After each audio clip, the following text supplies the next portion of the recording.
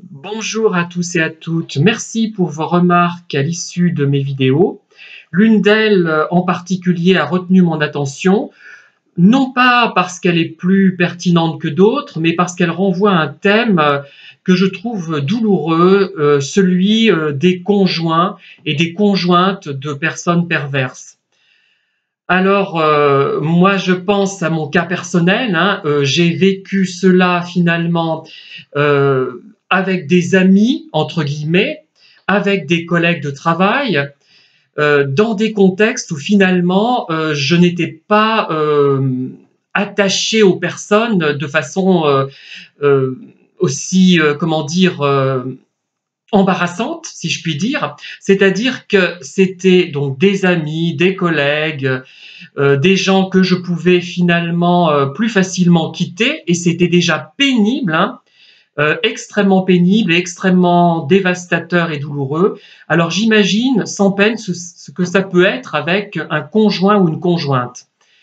Je pense notamment aux pervers que j'ai croisés, aux personnes manipulatrices que j'ai subies dans différents contextes, hein, et qui étaient mariés ou en couple avec un homme ou avec une femme, hein. Et vraiment, par rapport à ça, on se sent un petit peu impuissant et triste.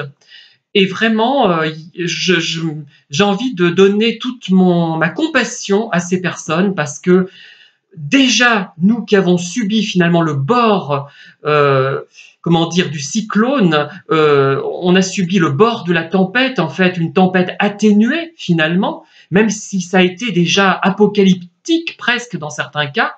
Alors j'imagine ce qu'ils peuvent subir eux-mêmes. Et je ne pense pas que ce soit des gens qui sont encore plus pervers, je dirais, que les pervers que nous avons croisés, ou un peu moins pervers, etc., et qui, de ce fait, mériteraient, si je puis dire, d'être manipulés eux aussi. Mais là, c'est vraiment épouvantable, et on voudrait, dans ces cas-là, essayer d'avertir les personnes. Alors, déjà, ça ne servirait à rien, sauf si la personne a vraiment conscience du problème. Tout dépend du degré, comment dire, de connaissance de la question qu'a la personne, comment elle perçoit les choses. Si ça dure depuis plusieurs années, les relations, on doit bien imaginer qu'il y a un problème. Mais comment il est résolu? Est-ce que la belle famille est au courant, se rend compte de quelque chose ou pas? Probablement, à mon avis.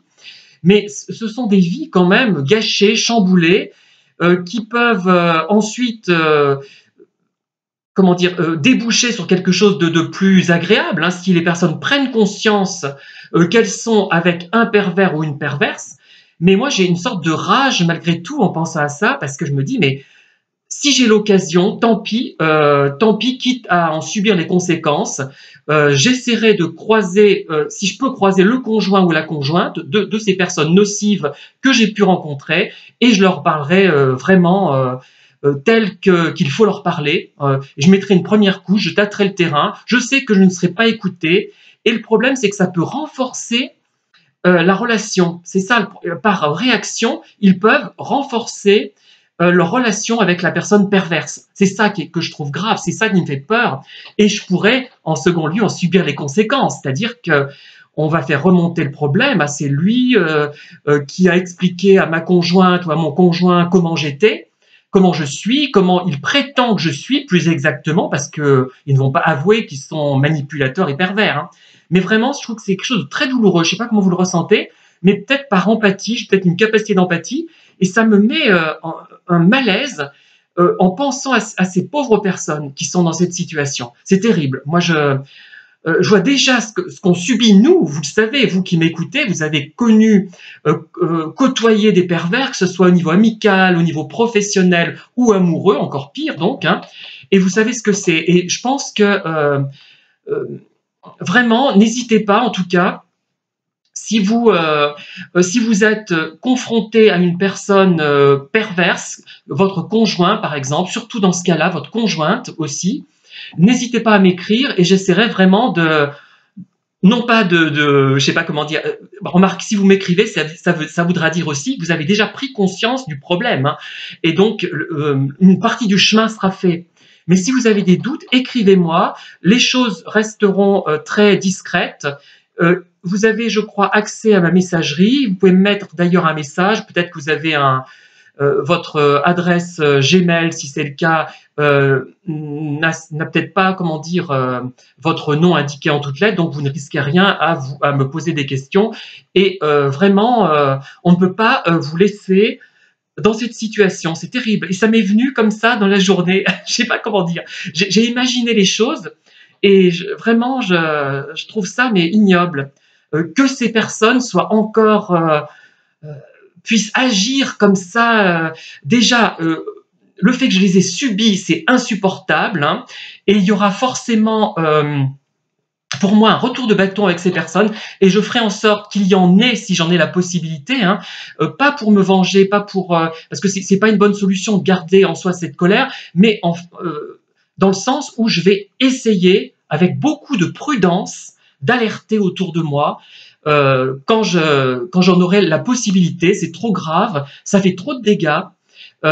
C'est vraiment quelque chose, un problème majeur de notre monde actuel. Et je pense que peut-être, du fait qu'on a élu un président qui est méprisant, qui est arrogant, qui correspond finalement à ce profil, hein, qu'on le veuille ou non, mais qui s'en rapproche du moins, ça me laisse penser que c'est dans l'air du temps quand même. Hein.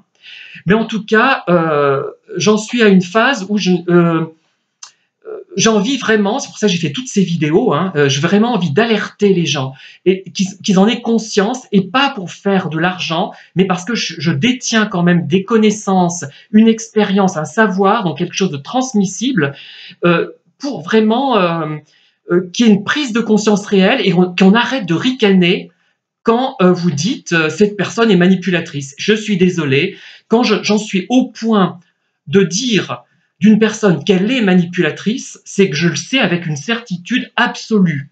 Bon, il y a des cas où je peux plaisanter, il y a du second degré en moi, mais si je le dis sérieusement, c'est que c'est vrai. Je ne me suis pas trompé, je ne me trompe pas. Après, cette manipulation n'est peut-être pas...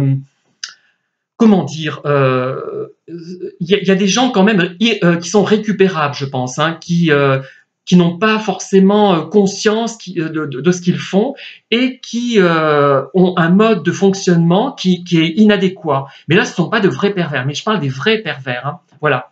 Voilà, merci en tout cas de m'avoir écouté. N'hésitez pas à en parler. Hein. Il faut d'ailleurs que ce soit sur des chaînes payantes, des chaînes gratuites, des chaînes qui cherchent à faire de l'argent ou pas, c'est vraiment quelque chose d'important, d'essentiel, de parler de ces personnes qui nous gâchent la vie, qui nous empoisonnent l'existence, et en toute impunité, mais grâce quand même aux connaissances, comment dire, qu'on a développé sur ce thème, grâce aux livres qui ont été faits, grâce à nos vidéos. Moi, je fais partie un petit peu des pionniers, enfin pas tout à fait, mais presque au niveau des vidéos.